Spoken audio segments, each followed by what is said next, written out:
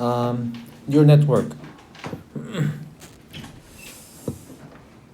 So today we will study three stuff: multi-layer perception in short MLPs and convolutional neural network in short CNNs, and some applications of CNNs for computer vision. So start with MLPs. So in Wikipedia, neural network is defined as a computational model inspired by the structure and function of biological neural networks. And this is some typical visualization of neural network. So model means a function. It's a function. Function means function model. That means we have output and function input. So there is always input and output. And neural network is a kind of function which takes input x and output y. And it is parameterized by optimizable or learnable weights. And there are some intermediate representation, which is called hidden layers. And it is inspired by the structure and function of biological neural network. I'm not sure this is exactly correct, but it is known that neural network is inspired by human brain structure. So neural network is actually the most dominant model in recent any AI stuff, computer vision, natural language processing, robotics, all that stuff. Neural network is the dominant model, and let's see why it's so powerful. It learns to extract useful features, not only limited to learning to classify given features. So let's see how previous classifiers, previous models did something for example, image classification. In previous classifier, like support vector machine or random forest, they are based on predefined features. Like, for example, if we want to classify given image, is whether dog, cat, or human, we can use skin color or hair, body shape. We can predefine such kind of attribute, or it's called features, and then we can use such kind of attribute or features to classify the input image or do any tasks. For example, if the height of some object is maybe around 170 to 180 centimeter, then it might be human, not dog or cat, maybe. So we can use such kind of physical size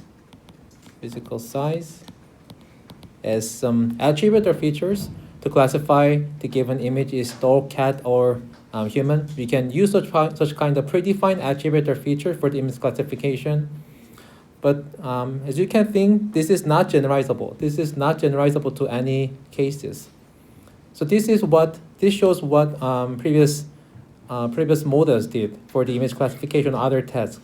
So back in the day, there was a feature engineering, defining useful features for downstream tasks such as classification or detection, anything.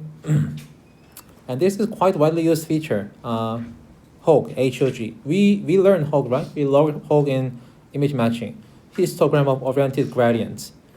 So this is the visualization of HOG, presented in CPR 2005, 20 years ago. So HOG is basically based on some gradient of images. It's overall shape of, or overall geometric shape of images, object and images. That is what HOG tells us, right? So back in the day, there was a feature engineering. People tried to invent better feature. HOG was the most well-used feature, or maybe we can use other features. So this is the traditional pipeline. We have raw data, right? Raw data like RGB images, and then we calculate predefined features like HOG or any other features, and then we use classifier or regressor, anything. So the important thing is that they use predefined features. That is the reason why there was a feature engineering. Feature engineering was quite popular back in the day. People always try to invent new features. But the neural network, this is the biggest different thing. traditional pipeline, they relied on predefined features like Hogue, but neural network, there is no, I mean, now we no longer rely on predefined features. Neural network is used for both feature extraction and classification, as you can see here. Raw data is the same. We always start from raw data, like RGB images. But traditional pipeline, it relies on predefined features, and then some separate classifier. But neural network, it is used for both feature extraction and classification. So no separation between feature extraction and classification. That is the first difference between traditional pipeline and neural network. So here, there is a feature extraction. The first stage is feature extraction. Second stage is classification. But here, only neural network is used for both feature extraction and classification. So there's no separation between feature extraction and classification. That is the first difference. And the second one is that no predefined heuristic features.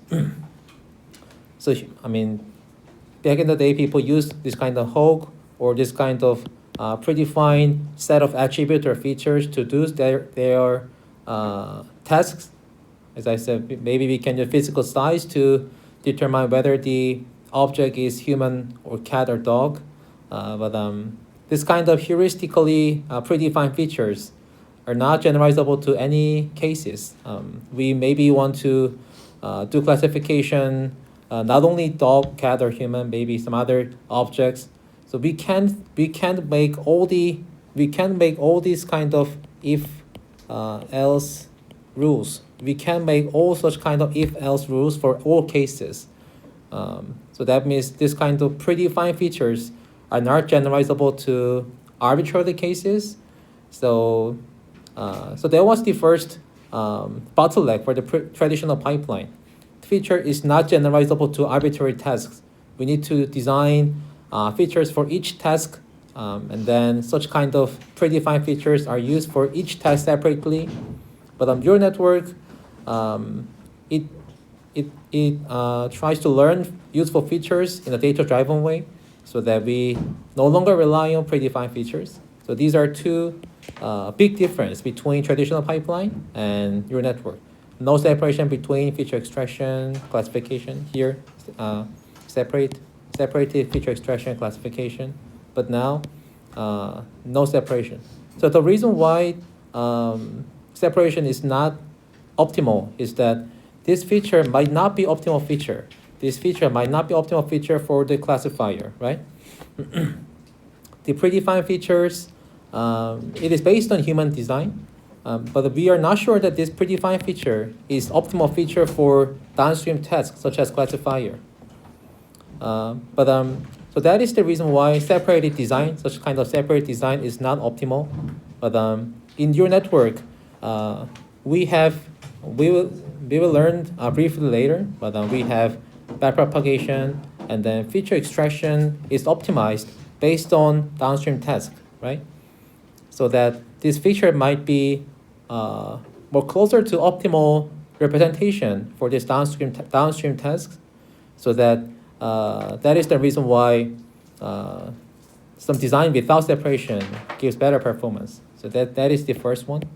And the second one is that we no longer need to rely on predefined heuristic features. The feature could be automatically optimized for the downstream task based on backpropagation algorithm. So these are two major difference between traditional pipeline and neural networks. And also this is the reason, major reasons why neural networks are powerful than traditional pipeline.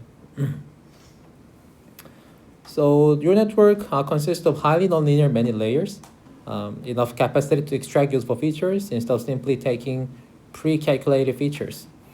So as I said, existing pipeline, they do not use raw data for classifier.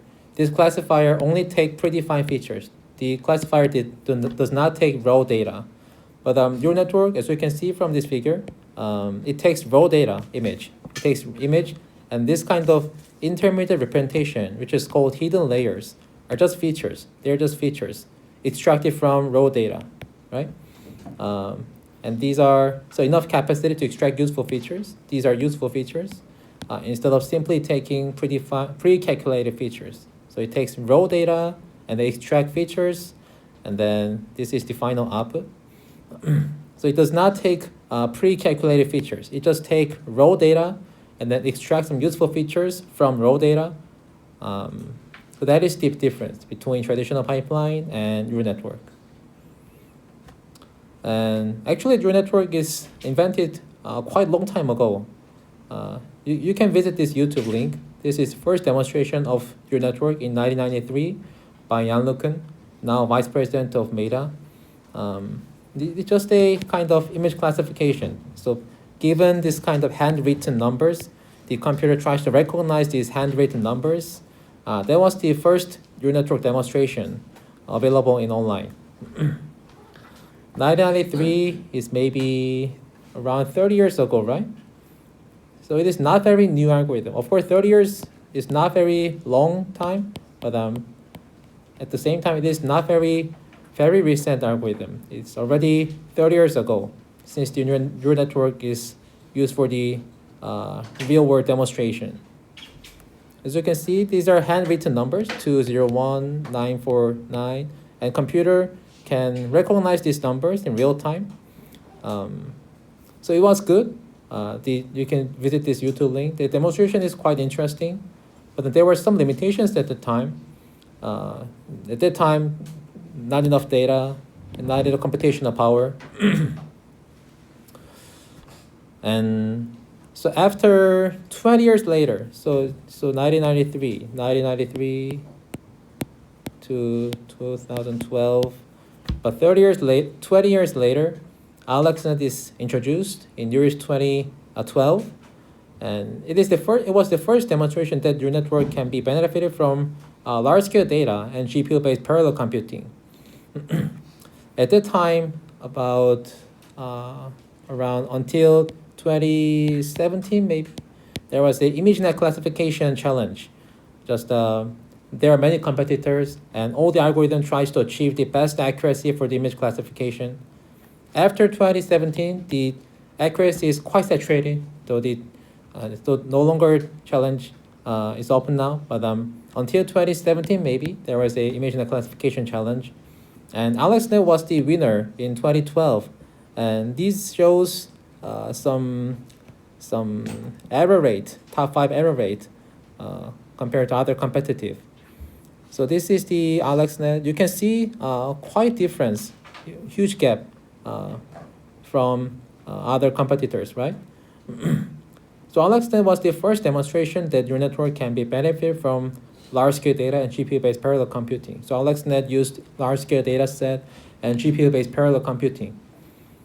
So you can see large performance gap from competitors. Most competitors at that time were random forest. Now we have all thing we need to do with your network. Large-scale data set. These days we have large-scale data sets, right? And advanced GPU-based parallel computing with open source community. That makes explosion, and your network is used in everywhere. It is the most dominant algorithm in machine learning. I have some friends who are working on this kind of not computer science, like chemistry or physics, and it seems the research community is quite different. So the physics and chemistry, for example, chemistry or physics, reproducing experimental result in chemistry or physics is very difficult. I mean, computer science, if we have code, data, then we can reproduce experimental result perfectly, right? In theory, we can easily reproduce experimental result of other researchers, and then we can build something on top of their open sourced code or data, and then we can do something more than that. But the chemistry, physics, reproduce is very challenging. If we have very slightly different humidity or temperature, then the reaction becomes totally different. Then people cannot reproduce, and then people should start from scratch. And then so people cannot do something on top of other researchers' research achievement. That makes a very different thing, I think. We have open source community. these days, most of the researchers use PyTorch and NVIDIA CUDA platform and large-scale data set. So people use, most of the similar thing, PyTorch-based, CUDA-based code. So we can easily adapt other person's code and experimental result, and then we can easily reproduce all the experimental result. I think that makes very different. So that makes the explosion. All people can easily do some kind of research based on other person's research achievement, so that the progress becomes very fast. And neural network, these days it is used as a universal approximator. Some of my friends in chemistry or physics, they also tries to use neural network for the universal approximator. For example, let's say we have a equation F equals to ma. F equals to ma is empirically found by Newton. I'm not sure. Anyway, it is empirically found by some human. But if we have data, many data with F, M, A, then we can build a neural network that takes M and A,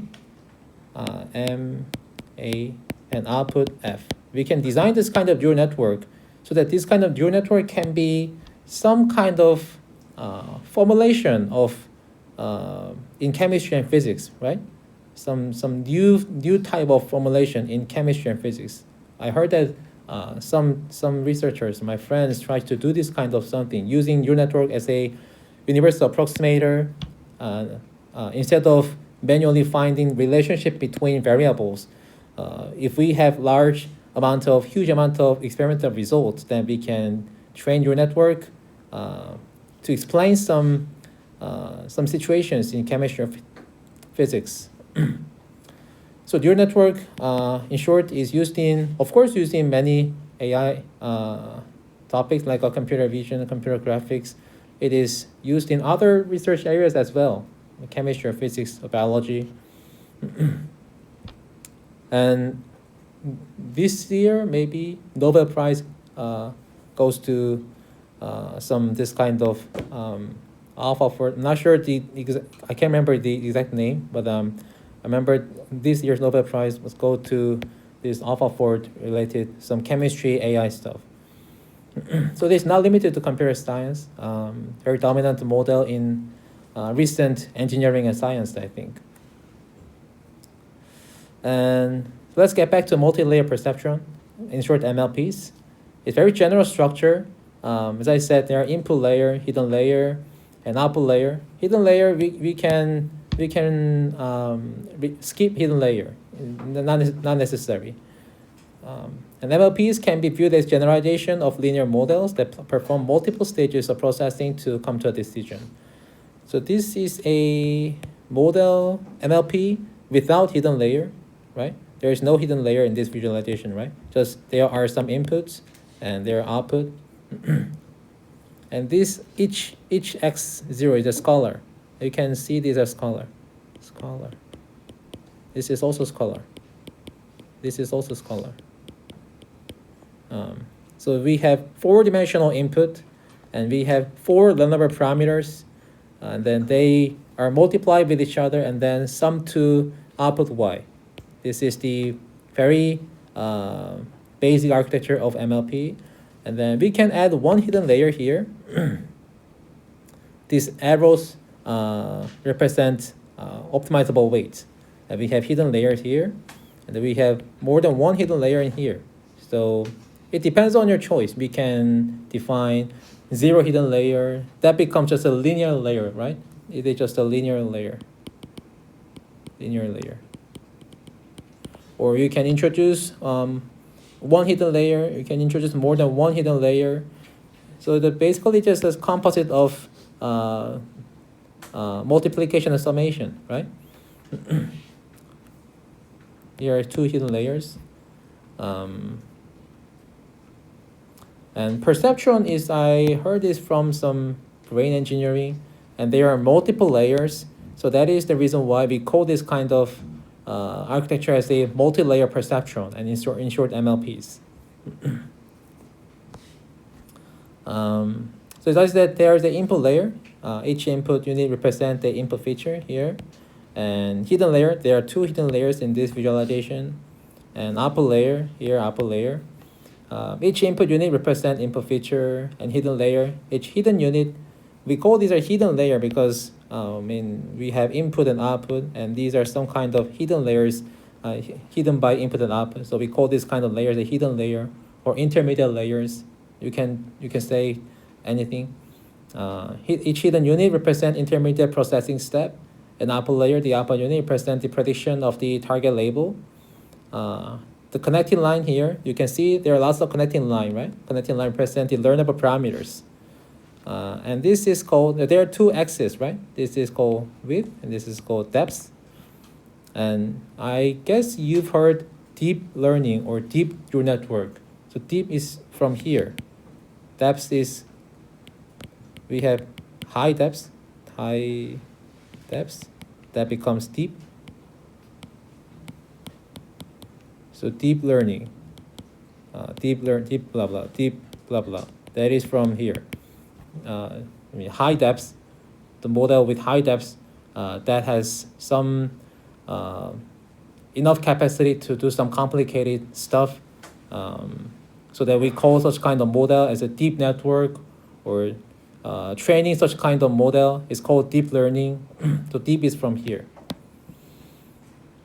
So anyway, we have input layer, hidden layer, and output layer, and each connecting line represents the learnable parameters. And so as a hidden layer, it's kind of chain-based architecture. The first hidden layer accepts the vector of the input layer, x, and then C1. And there is a learnable weight, WB.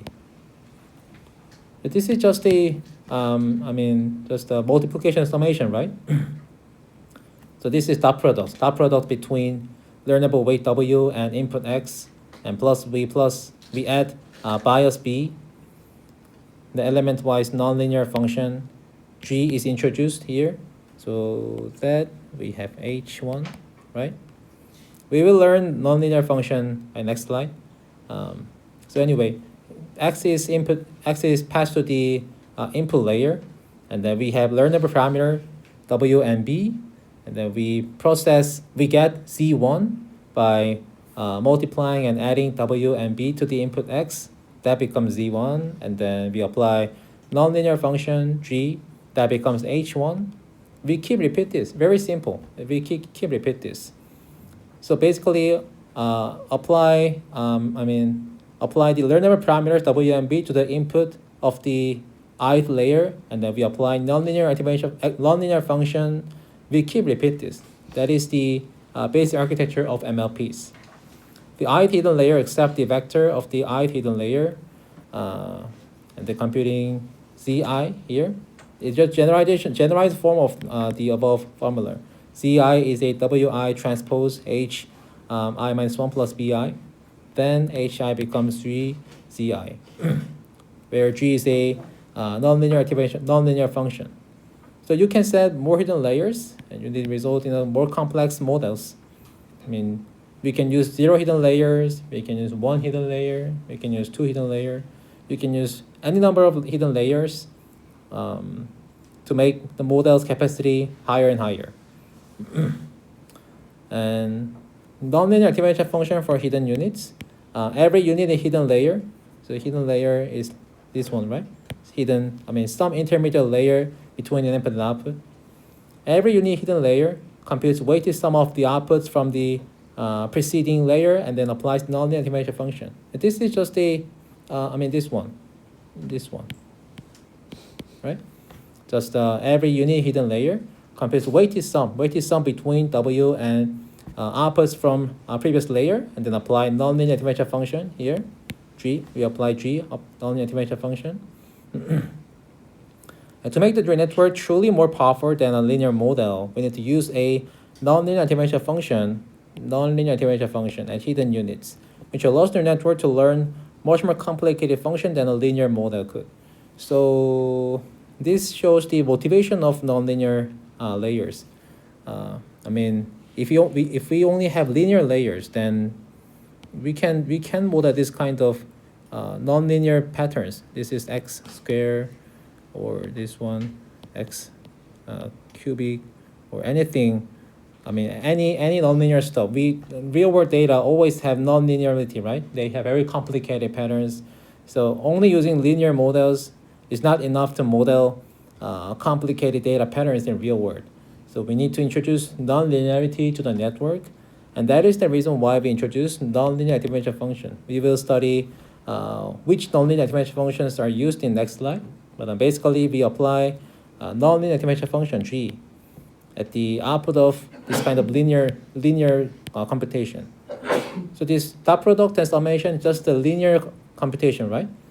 Weighted sum, just a linear computation. So this is linear. This is linear, and this makes nonlinearity.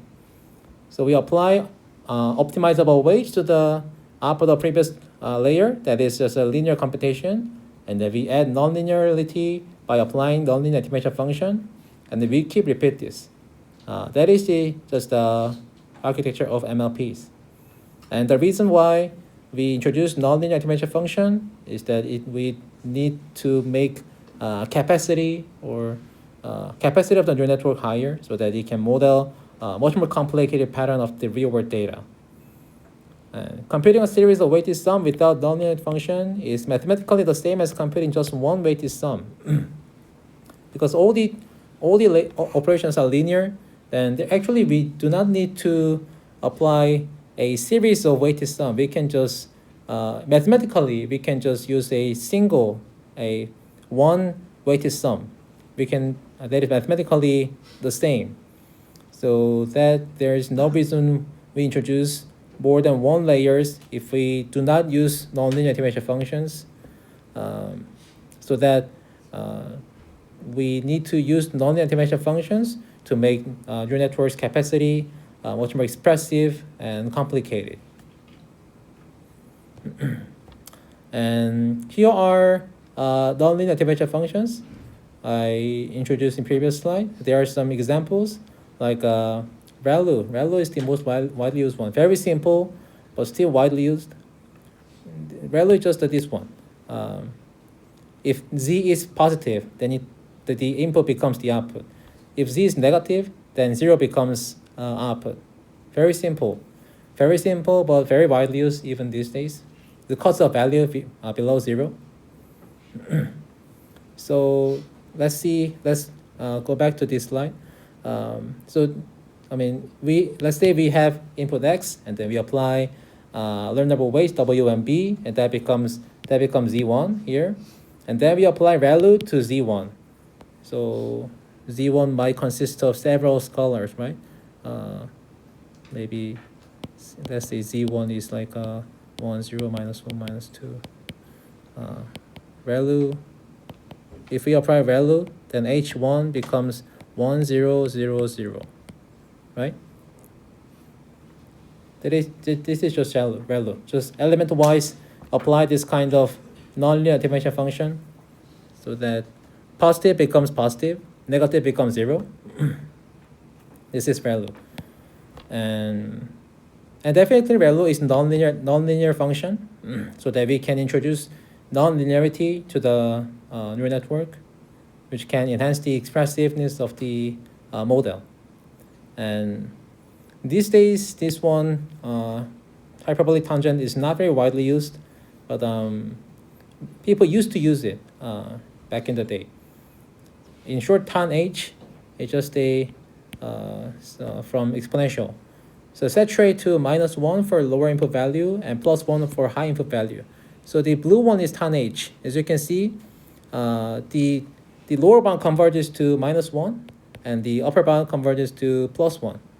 But it is bounded between -1 and 1. So we can use tan H or ReLU for the nonlinear activation function. Depends on your choice. But these days, most of the nonlinearity are from ReLU activation function, especially if we are interested in hidden layers.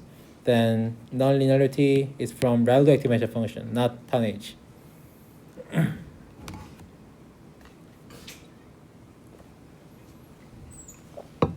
So this was hidden layer, right?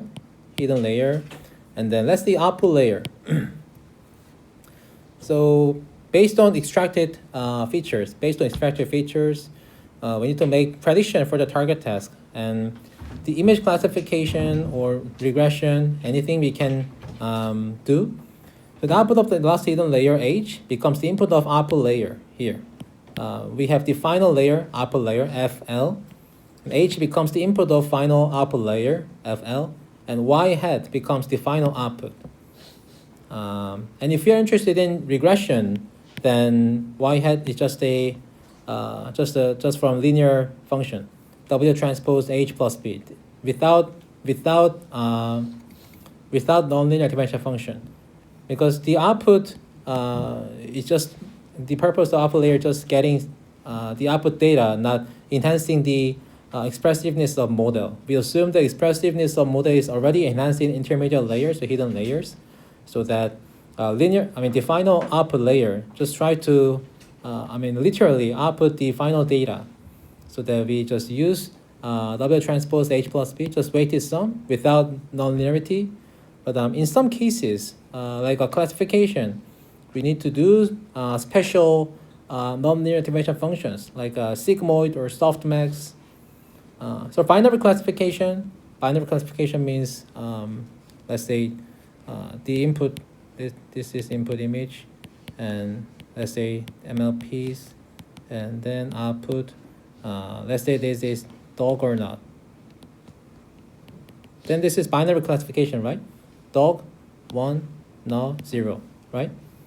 Then we need probability, right? We need probability whether this input image belongs to dog or not. And probability, by definition, it should be bounded between 0 and 1, right? But without this kind of nonlinear activation function, the output becomes arbitrary number, like -1, +10. Any number can be possible. So we use sigmoid activation function to make a bound between 0 and 1 for this kind of special cases. Softmax as well. This is multi-class classification.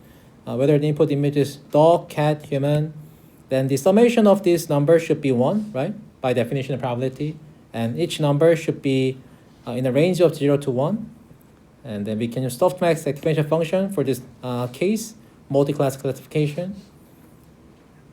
And this is just a mathematical definition of softmax.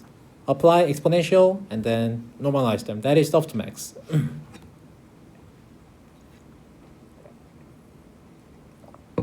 So we went through hidden layer, output layer. So input layer is just simple. Just take raw data as input. And then we have hidden layer. It's just a chain-based architecture. There is a learnable parameters, W and B. And then we apply weighted sum to the input or output of the last previous hidden layer. And then we apply nonlinear activation function to introduce nonlinearity to the model. And these are some examples of nonlinear layers, like ReLU or tonnage. And now we go to output layer. The role of output layer just making prediction for the target task. And for the regression, maybe people typically do not use nonlinear activation function. But in special cases, like a classification, we need probability, and then that requires some special range, right? It should be bounded between 0 to 1, and then the summation of all probability should be 1. So we need the output of output layer should satisfy such kind of mathematical property, so that we use special activation function like a sigmoid or softmax to satisfy such kind of mathematical constraint. I think it's not very complicated, just input, hidden, output, and the role of each layer. And then so far we studied board architecture, and then we can optimize this neural network. That is the core of neural network. And we will study very basic situation, given a training, let's say we assume we have a training data set. Training data set consists of pairs of x and y. X is input, y is output, right? And then, so y hat is the output, and y is annotation or label. X is input. So X becomes the input of your network, and then we get Y hat, and Y, just Y, is from data set. Desired output, or label, or annotation, you can call it any with anything. So here we have Y hat from function F, parameterized by the number parameter theta, and the cost function, or loss function, or anything, cost function, objective function, loss function. This needs to be minimized to optimize learnable parameters theta, or WB in previous slide. So basically we want to make distance between y and y hat to be smaller, right? That is the what we want. What we want is making y and y hat as close as possible. That is our goal. We can use this kind of L1 distance. We can use some L2 distance, or we can use other form of loss functions. We will not study such kind of loss functions in detail, but basically what we want is making y and y hat as close as possible, and then so that we can define this kind of cost function or loss function, objective function, as a j theta, and then based on gradient-based optimization algorithm, we can optimize learnable weight theta with this kind of gradient-based optimization. I mean, just optimization. We have objective function, and then we get gradients that can minimize loss function with respect to learnable parameter theta, and then we just apply this gradient to the learnable parameter theta, while epsilon, positive epsilon, is the learning rate. This is called gradient descent, very typical and elementary algorithm to optimize your network. Of course, there are many advanced algorithms to optimize your network these days, but this is the most basic algorithm to optimize your network. So you need to understand the principle. I mean, why we do this kind of gradient descent. So we make a forward pass. We pass the input x, and then we have function f parameterized by theta, and then we get output y hat, right? And then we assume we have desired output y in our training data set, y, right? And then we measure distance between y and y hat, and then let's define this distance between y and y hat as a j theta, and then we compute gradient respect to learnable parameter theta, and then we just apply this gradient to optimize theta, where positive epsilon is the learning rate. How much the gradient will be included in this kind of optimization. That is a learning rate to decide such kind of stuff.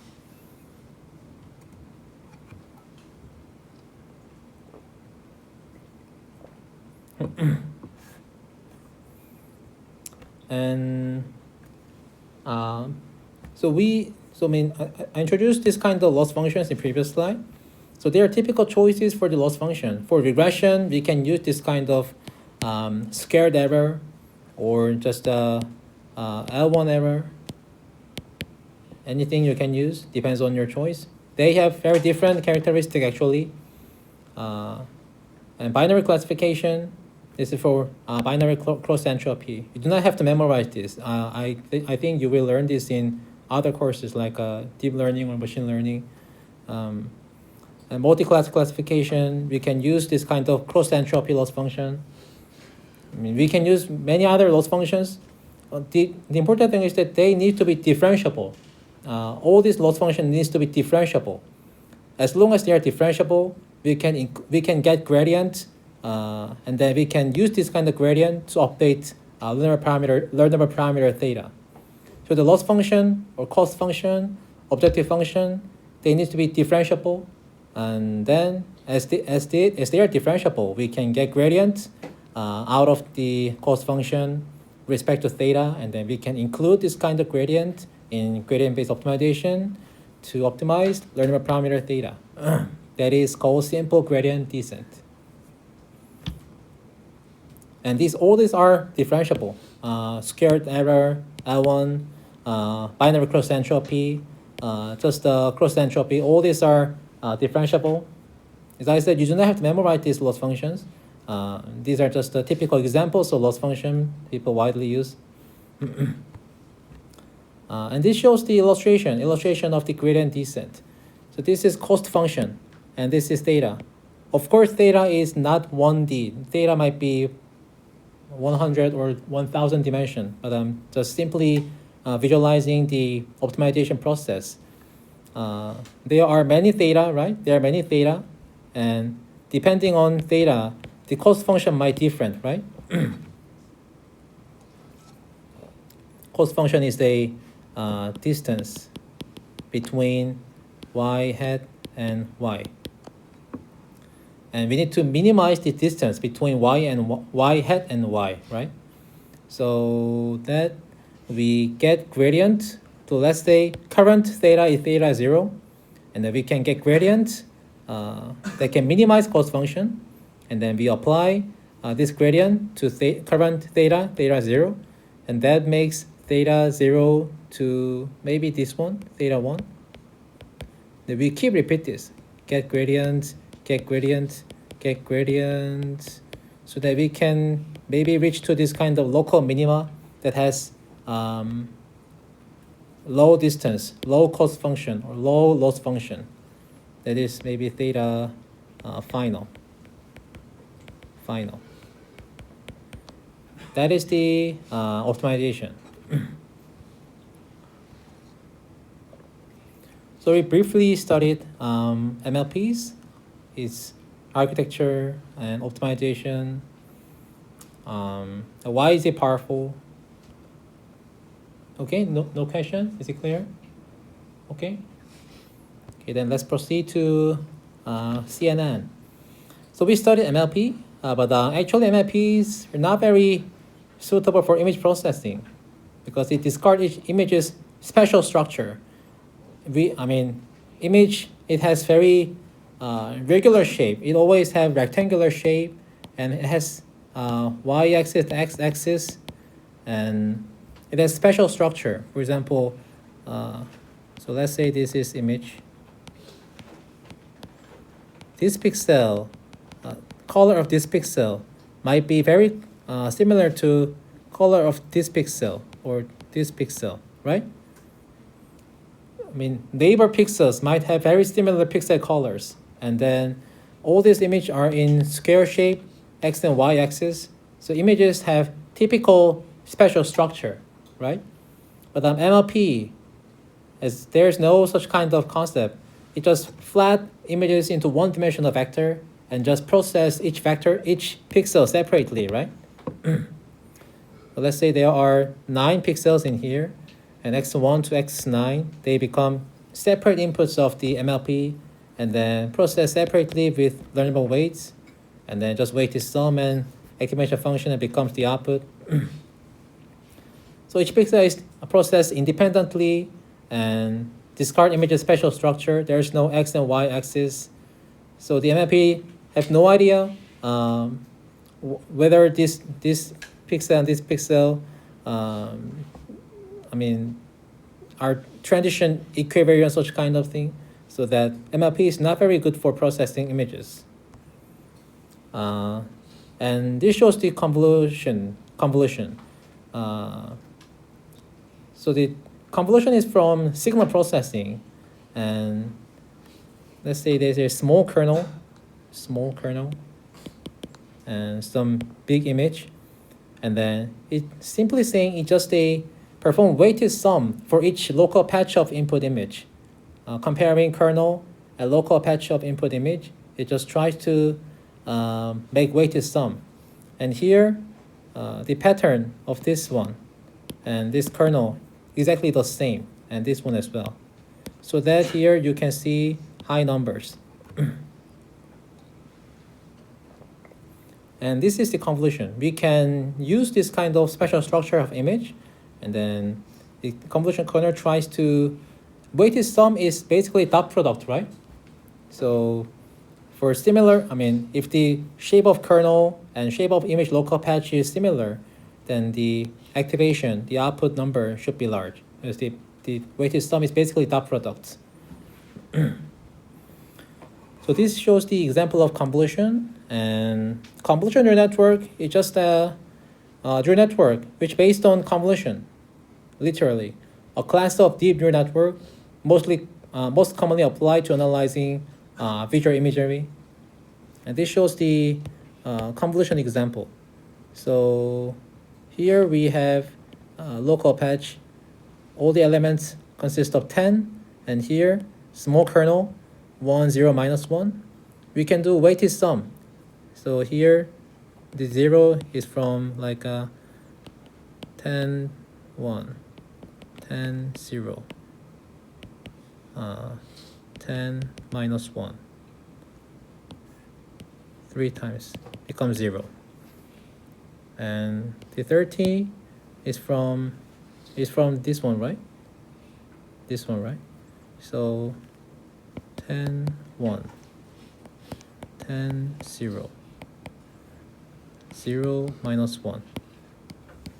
That becomes 30. So we can use small kernel, and then we can apply weighted sum for the local patch of input image. That is just a convolution. And then, so instead of MLP, we can use, instead of so in MLP we use, where is it? The Z, one was the W transpose X1 plus B. That was what is happening in MLP, right? Instead of this one, we can do convolution instead of this kind of weighted sum between vectors. Instead of weighted sum between vectors, we can use convolution, where the important thing is that kernel is shared across all pixels. We use the same kernel across all pixels. So that is the very big difference between MLP and convolution. We will study this later, but here. MLP's weights are defined for each pixel. So what does this mean? So, no.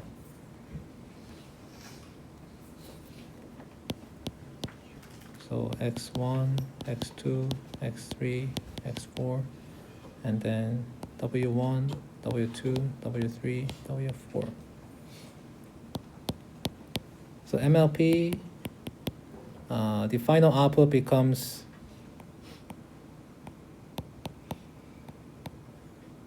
Y1, Y2, Y3, Y4. So Yi becomes Xi dot Wi. And each input X, and for each input Xi, there is a number of weights for each Xy, right? But CNN, ConvNet, we have images and small kernel, and this kernel is shared across all pixels. Here you can see the same kernel is used for processing different pixels, but that is difference. So MLP weights are defined for each pixel, but the weights are shared across all pixels. That is the biggest difference between MLP and CNN. So weights are defined for each pixel. What does this mean? So let's say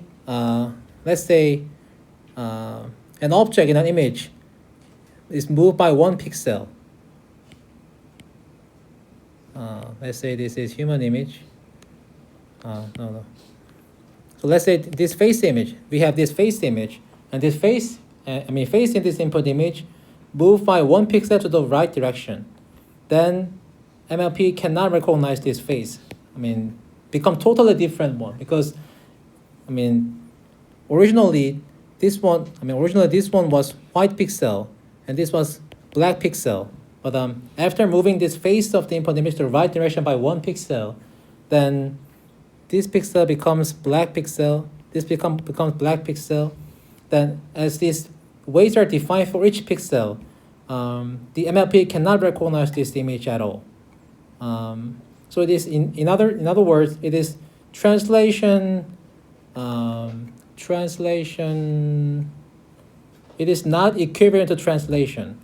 So although object in input image should move by 1 pixel, the model should still able to recognize the image. But in MLP, because weights are defined for each pixel, then the model is not equivalent to translation, so that the MLP cannot recognize this face at all.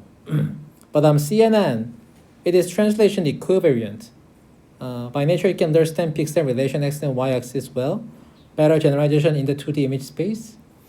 Now, though object in an image move, it can recognize the object due to translation equivalence.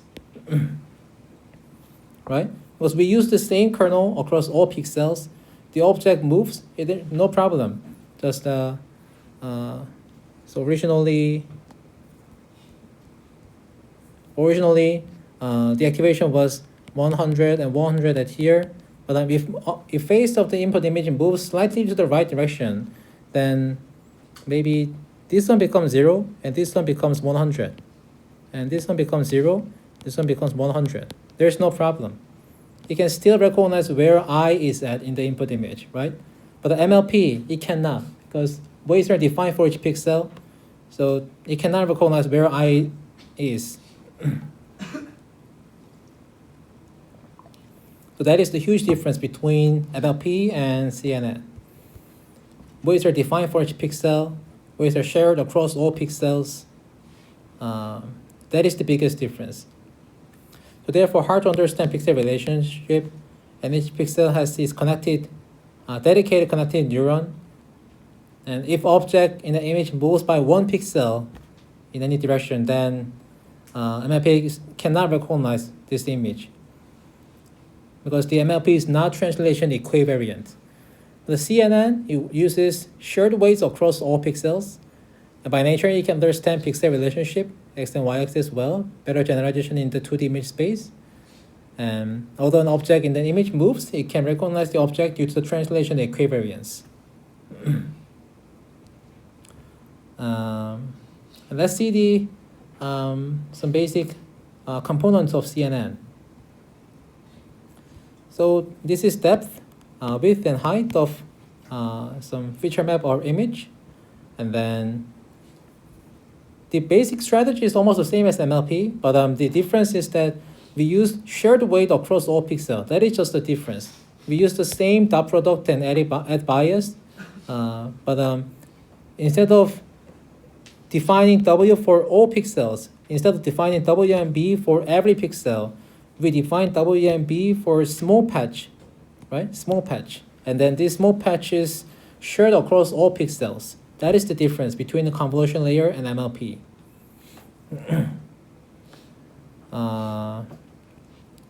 So this is 32 by 32 by 3 image, and the filter dimension is 5 by 5 by 3. And that becomes one number, right? We just do weighted sum so that each local patch becomes one scalar. And then we repeat this. We repeat this convolution for all pixels in the input image so that it becomes activation map whose height and width decrease a little bit, and then depth becomes 1. Right? So that is the activation map of a single convolution layer. And then let's say we have another filter. The previous one was blue filter. But let's say we have green filter, additional green filter. And then we can define many numbers, like 6 filters. 6 5 by 5 by 3 filters. 6 5 5 3 filters. So 5 by 5 by 3 filters are used to get a single number here, which makes a single scalar in green channel. And then we have 6. So we have 6 depths, and then we have 28 height and width activation map.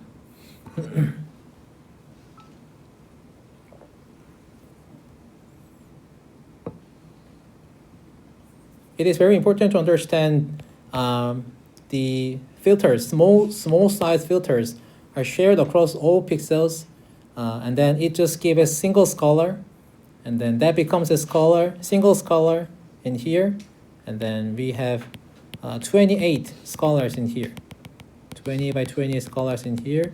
That makes a blue output of a blue filter, and then we can define additional filter like a green filter, orange filter, red filter. We can additionally define so that we have, let's say, 6 filters. Then we have 6 channel feature map, right? That is the convolution. What is happening in convolution layers?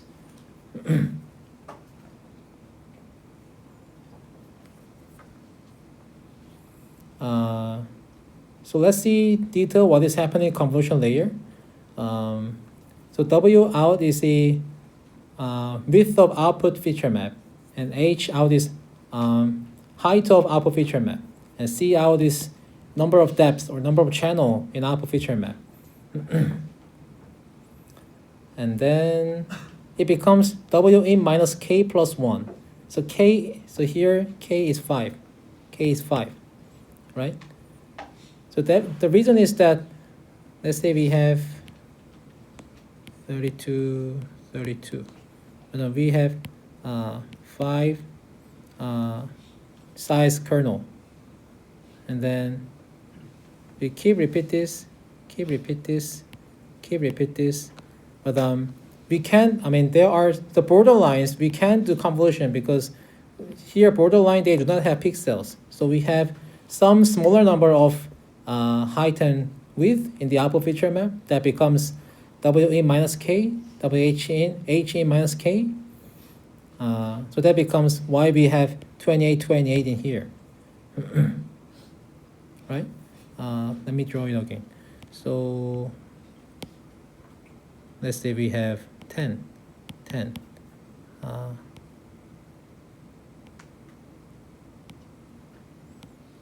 Yes, so at the borderline, we cannot do convolution because we do not have pixels at the out of the image, right? We do not have pixels out of images, so that there are some truncated pixels, so that the output height and width becomes a little bit smaller than the input height and width. So that in this case we have 28. If the input image has 32 and the filter size is 5, then we have 28 and 28. That becomes the output size of convolution layer. And maybe we might want to introduce stride. Instead of doing convolution for every pixel, we can interleave each pixel, right? We can skip some pixels. So that is the stride. Instead of doing convolution for every pixel, we can interleave some pixel so that the output becomes a little bit more smaller than the in the case of the stride 1. We can introduce stride as well, and we can do padding. In previous example, we did not do padding, right? So we did not do padding so that the output size becomes very smaller than the input size.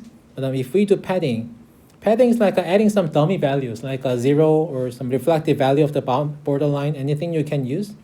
In this case, we use 0 padding here.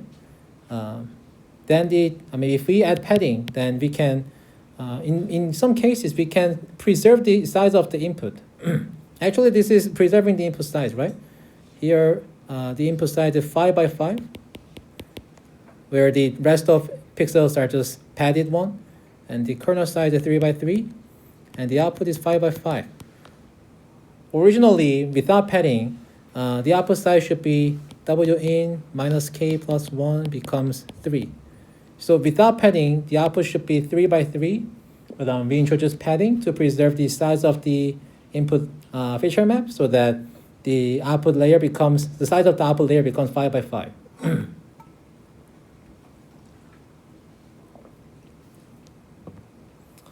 And so there are 3 stuff in convolution: kernel size, stride, and padding.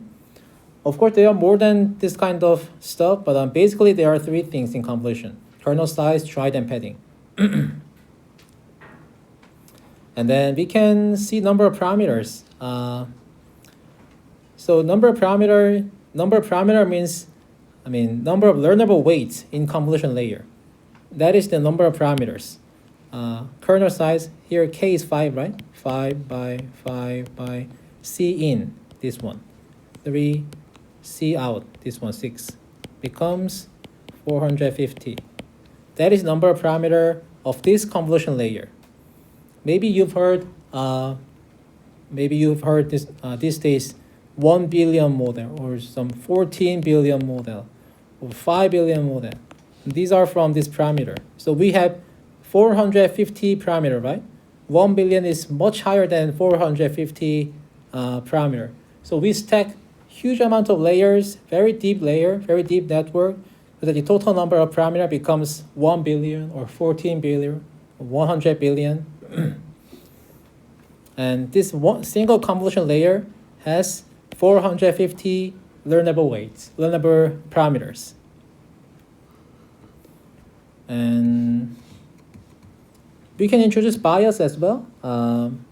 Bias just adding some scalar so that the number of parameter becomes 5 by c in plus 1, 6 becomes 456.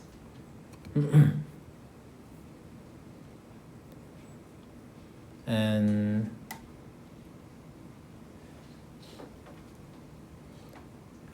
then the convolute is a sequence of convolution layer and activation function. Well, of course, you can use like a pooling or normalization layer in advanced cases, but basically the convolute is just a series of convolution and ReLU. So this is the input layer, input feature map, input, and these are hidden.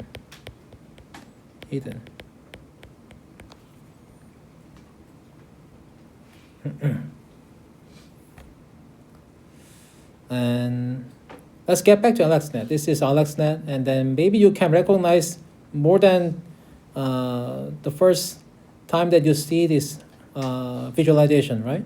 So there are some familiar visualization like a rectangular shape and some kernels, size of the image, size of the intermediate features, and then these are some pooling and fully connected layers. You can recognize some details of this AlexNet visualization, right?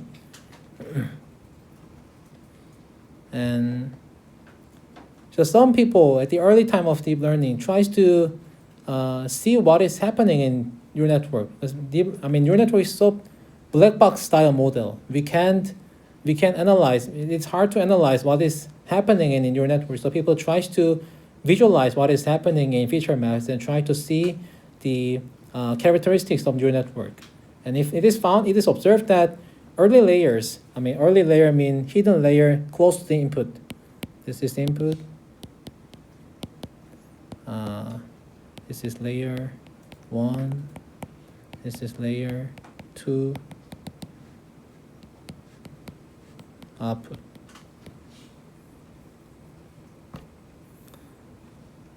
So layer 2 is very close to the input, right? So it turns out that early layers focus on low-level features. Geometric patterns.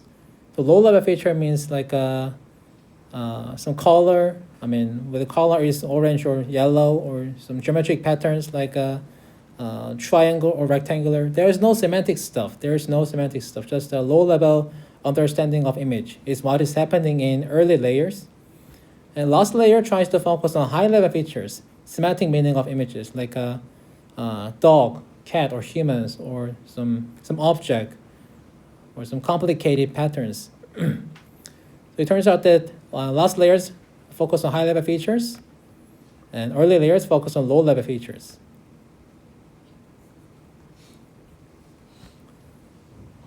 And it's introduced. This is building block of CNN. The CNN, a convolution, and nonlinear activation function and pooling. Just a typical, conventional, traditional style of convolution neural network for image classification. And let's see the pooling layer. It makes the representation small, very simple. Just downsampling the feature map. Just downsampling is all of pooling layer. So make the representation smaller and more manageable. Operate over each activation map independently. So there is no learnable parameter in pooling layer. Just try to make feature maps smaller, because we have hardware constraint, right? We have VRAM constraint, and we have time constraint. We need to consider efficiency of systems. That is the reason why major reason why we introduce pooling layer. We need to make this kind of model efficient. And there are several ways for the pooling. The dominant one is, widely used one is max pooling. Just taking a maximum value, that's all. So this one, 1, 1, 5, 6, 6 is the biggest one, 2, 4, 7, 8, 8 is the biggest one. We can take biggest element. That is just max pooling with 2x2 filters and try 2. Just making input feature map smaller. And mathematically, the output size becomes like this. Let's say the input is W1, H1, and D1. And this is the size of the filter and stride. Then it produces volume size of W2, H2, D2. And previous slide, F was 2 and S was 2 here, because the filter size is 2. This is F, and this is stride S. Pooling layer introduced 0 parameters since it computes the fixed function of the input. So there is no random parameter in pooling layer. And the last one is fully connected layer. At the output layer, it usually happens in the output layer. Let's say we already perform max pooling, so the size of the feature map becomes 1, and we have only channel dimension. We have only depths. And then we'd like to change this vector to 10-dimensional vector. So it's just MLP. This is just MLP. MLP without nonlinear dimensional function. This is fully connected layer. And then we can analyze some statistics and efficiency of the COM layer. So let's see the number of parameter. We learned number of parameter, right, in previous slide. The number of parameter is the size of the kernel and C in and C out. And memory. So there are 3 things we need to consider. Memory in bytes is the size of the output feature map, right? So C out, H out, W out in byte, we need to multiply by 4. And then flops is the number of summation and multiplication. So we use this one, flops. So there are the floating point operations. So there are, of course, there are more than this one, but basically these 3 metrics are used to measure efficiency of some layers. How many parameters do this layer have, or how much memory this layer is taking, and what is the flops of this layer. So these kind of 3 metrics are used to measure efficiency of some layers. I guess you can try this by yourself. And then it turns out that memory usage, early convolution, much higher because in subsequent layers, we have pooling layers. So they reduce this memory usage because the size of the feature becomes smaller and smaller. But at the input, image size is very big, and pooling layer was not introduced at that time. The memory usage is very big in early convolution layers. And the number of parameter, you can see, fully connected layer takes majority of parameters. The reason is that, as I said, convolution layer, it shares parameters across all pixels.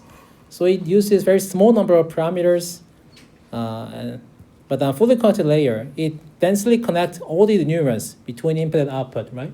So it has many parameters. And flops, early convolution layers, the most floating point of operation occurs in the convolution layers. As you can see, these 3 metrics have very different results. It is quite tricky actually to say something about the efficiency of system. What metric we need to consider? Memory, number parameter, flops, running time, latency. There are many things we need to consider when measuring efficiency of some systems. So let me briefly introduce applications and then finish. So there are high-level and low-level computer visions. high-level computer vision tries to understand semantic meaning from images, like classification, detection, segmentation. So classification, we discussed this one, right? Just classify the input image to some predefined class. That is classification. And detection is the combination of localization and classification. In addition to classifying the given image, it tries to localize the object position. That is the object detection. And the general pipeline, there are two. At this moment, these days, just one stage detector is dominant. But early time in deep learning, like 2015, 2017, there were two type detectors. Two-stage detector, one-stage detector. So two-stage detector first tries to propose some image patch, and then classification is performed for each image patch. While one-stage detector do this kind of thing in single stage, region proposal and classification at the single step. That is the one-stage detector. And segmentation is just basically per pixel classification. Instead of classifying entire image to a predefined class, it performs classification for each pixel. And there's a fully convolution network, FCN. No MLP, only convolution. So this is the output of segmentation, right? Per pixel classification. And instance segmentation tries to differentiate instance which belongs to the same segmentation, right? So this is instance segmentation. Although they are the same person, they are detected in different regions, right? This is instance segmentation. And low-level vision, mostly about image restoration, super resolution, deblurring, denoising, similar to traditional image processing, a modern version of image processing, I think. The most widely used one is image super resolution. Increased image resolution with sharp textures. And this is actually already used in production level. NVIDIA DLSS. I think some of you guys heard this DLSS. DLSS is deep learning super sampling. I remember deep learning super sampling. So let's say we have high resolution. We have some 3D geometry, 3D texture. We can use such kind of high resolution polygon to get rendered images, right? But that is too time consuming. That is too inefficient. Especially if we consider ray tracing becomes bottleneck for real-time rendering. So instead of doing something complicated in 3D space, we render images and then we do complicated in 2D space. Just render low resolution images and upsample it with image super resolution. That is image super resolution or DLSS. Deblurring, restore sharp images from blurred images. And so I introduced some applications mostly for 2D to 2D tasks like detection, segmentation, super resolution, deblurring. They're actually quite saturated these days. Of course, something is happening, but no longer innovative. Very saturated these days. Primary reason is that collecting data for this task is easy. Let's say we have human in here, detection. We can just make a bounding box, that's all. Collecting data is very easy. We have huge amount of GPU resources. We have huge model. We have huge data set. That's all. We can use all the things and then we can get good model. That is happening in 2D to 2D task. So that I will not introduce more things for 2D to 2D, and from next class we will study more about 2D to 3D, 3D, 3D, 3D, 2D, 4D. These are still challenging these days, especially the 3D gives equivariant to view changes, so that we will study some 3D or 4D stuff, neural network from next class. Okay, let's hold the attendance and finish.